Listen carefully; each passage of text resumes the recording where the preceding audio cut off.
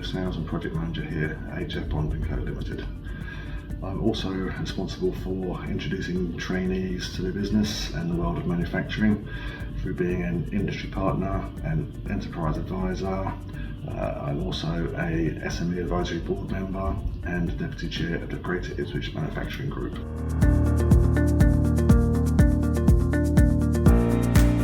I honestly couldn't believe it when I got the email to say that I was going to be receiving the Top 100 award. It was absolutely astonishing. It was so cool. It's really made me extremely proud.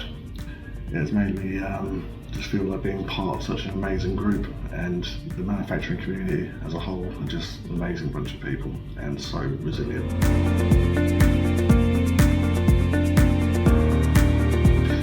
Between leaving school and my early 20s, I didn't really know what I wanted in the way of a career.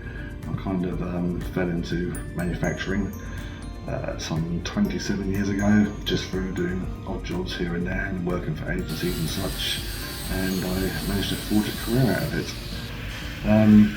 It soon became clear 27 years ago that manufacturing is something I really want to be involved with. It's in my blood, and just being able to make something with your hands and then being part of something you can see in the world around you.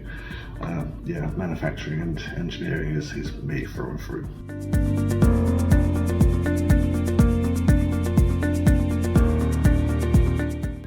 I guess the biggest challenge that I've faced in manufacturing over the years has been the recent skill shortage.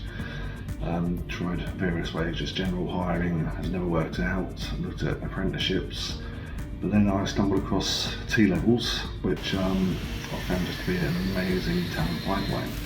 They cover a wide range of sectors, but in engineering, I found a young lad who's working out great for us, and I'll be looking to take on another one in this September. So if any other employers are interested in filling their skills gap, then look into T-levels. I'd highly recommend it.